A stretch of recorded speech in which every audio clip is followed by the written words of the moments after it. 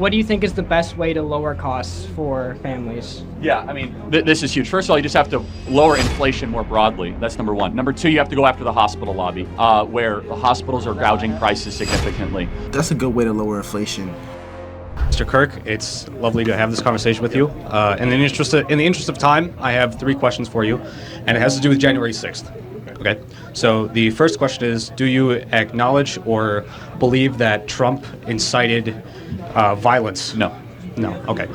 Do you acknowledge that Trump waited 187 minutes before he said anything to the protesters to go home peacefully? That's debated, yeah. Okay. Because remember, the instructions he gave were to peacefully and patriotically march. Remember Sure, but he also said to the protesters, the speech, I think it was at the Oval, or I can't remember what it was specifically, but he also said Make to your fight. voice heard is what he said. Right, but he also said to fight like hell or you're going to lose your country. Right, but I think we both agree, time out, Kamala Harris's phrase right now is when we fight, we win. So fight is a open-ended term. Do we agree with that? Sure, yeah. Okay. Kamala Harris, literally the DNC, had a big thing that said when we fight, we win. So telling somebody to fight, we shouldn't, that's a little bit ticky-tack, right? Sure, yeah, I would say they're different contextual For sure, situations, but just you can't emphasize that word. But third question on that you had? Third question, do you acknowledge that many of Trump's staffers, including Donald Trump Jr., were begging him during those 3 hours to call off the protest or stop the riot? I don't know. That's going to come out. I don't think so, though. Okay, all right. Well, thank you. Thank you very much. Appreciate it. Yes, ma'am. Thank you. Yeah. Thank you. Yes. Yes. Okay. All right. So what we're going to watch here is never before seen footage from a Charlie Kirk at UW-Madison debate. I love these because college students are extremely passionate about politics. I'm a college student trying to learn as much as I can, and I love these open debates because you can't run from it. You have to stand there and really fight your position, and I think it's the most honest form of debate. But anyways, let's continue. Do you mind if I film? Without a doubt. All right. There's cameras everywhere, so. Yeah, it's a pleasure to meet you, Mr. Kirk. Would you sign this for me really quick? Okay, great. Yes. Thank you. What is this? Is this a pic? It's the poster from your booth. Oh, is that right? Yeah, Okay. yeah. Go ahead. All right. Okay. Sorry. I signed Xi Jinping's face. All right. Thank you so much. Great. I just have one question for you. Would you mind answering? What is your thought on the new Minecraft movie trailer? No idea what you're talking about. Thank you. That's it? Thank you. Next question. You're not I'm even sorry, a good Mr. troll. Kirk. Next question. Thank you, Mr. Kirk. Thank you. First, I'll start with the fact that I don't agree with affirmative action. I agree it's kind of wrong. Try to talk right into the mic here.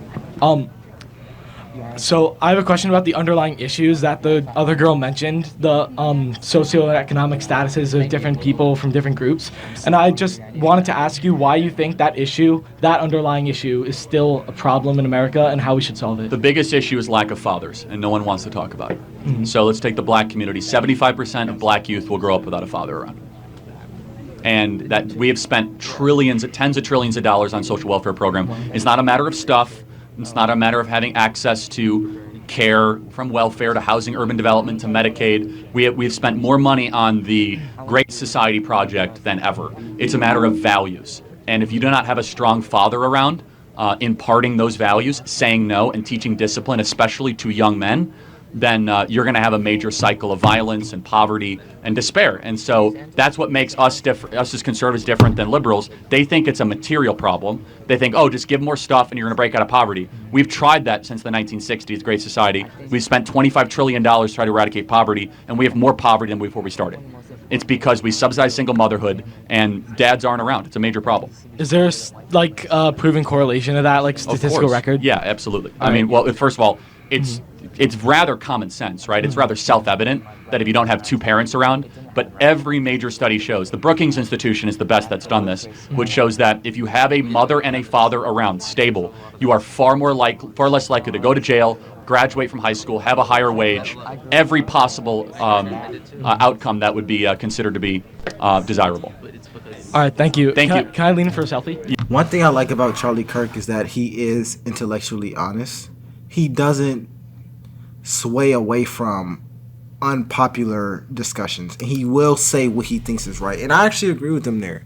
I think that a big issue, if you want to talk about the black community, is a lack of fatherhood or a lack of two-parent households. We have the lowest rates of two-parent households in one home. we have a lower marriage rate. And yes, this does affect children. But let's continue. Yeah. So I saw in a video the other day, so a little kid came up to you and he said, "Oh, I heard you said that the Civil Rights Bill should," and I was just kind of wondering, and then you said no.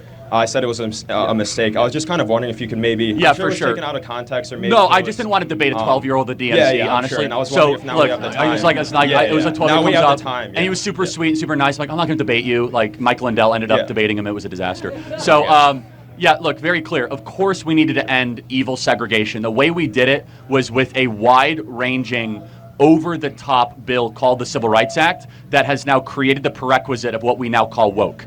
And so, for example, the Civil Rights Act is now being used to shut down people's business if they have a certain belief on one man, one woman marriage, saying that that is discrimination under the Civil Rights Act. So, of course, my perspective is it should be illegal to actively discriminate against somebody based on their skin color. That's not what the Civil Rights Act only did, though. That's one portion of the Civil Rights Act. There's 9 or 10 components that people don't even recognize or realize that effectively created this massive anti-racist is the term the left uses, monstrosity that is now being used for things that it was never intended for, but including affirmative action. In what's like, can you name maybe a few specific cases where people have cited like so for example, that doesn't relate to great it? example, great question. So Merrick Garland recently, the Attorney General of the United States, recently said that North Carolina and Georgia cannot have voter ID laws. So asking somebody to provide identification when they vote, because it's a violation of the Civil Rights Act. Because they say that it disproportionately impacts Black Americans. So the issue with the Civil Rights Act is not just the action of being of racially segregating or of being racially insensitive or to somebody. It is the impact. So if it impacts a certain group, therefore it's also then called illegal under the Civil Rights Act. Does that make sense? Yeah, so it most certainly wasn't a mistake, though. Well, of course it was a mistake. The way it was written, the intent was not, though. Okay, but at the time, of course, it was not a mistake. Yes, it was. The way that it was written. What people have used it for now, maybe yes, but back then it wasn't a mistake, though. Because but you have to judge the law as it is now, right? So it's like saying, well, the law might have been good 20 years ago. Okay, but so you did say, oh, I'm against discrimination, but I don't think the Civil Rights Bill should be signed. So one provision, I think, should have been passed. Okay, so one provision was good. You're saying it should have been more minor, should have been whittled down, and it should have been this massive, overreaching monstrosity. Okay, thank you, Charlie. Thank you, appreciate it. Yes, sir.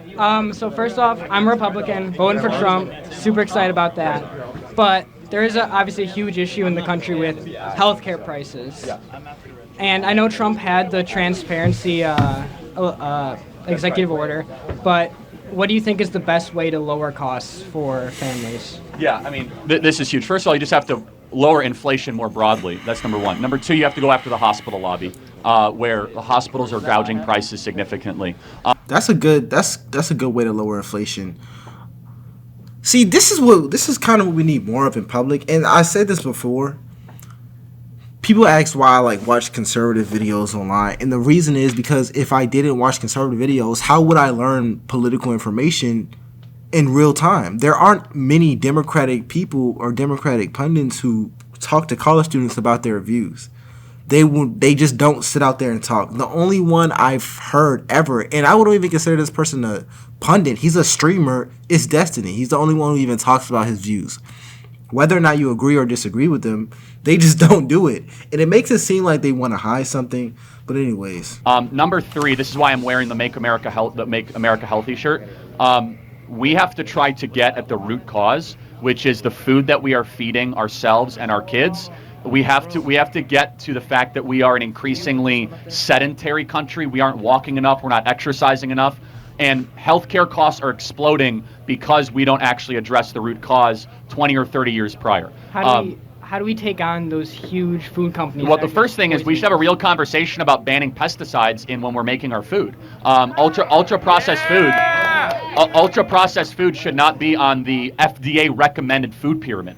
Right. This is why I love Bobby Kennedy coming and joining teams with Donald Trump, is that it's his life mission to make America healthier. We have a chronic disease epidemic. Half of all America's kids are chronically obese or overweight. In Japan, it is 3%.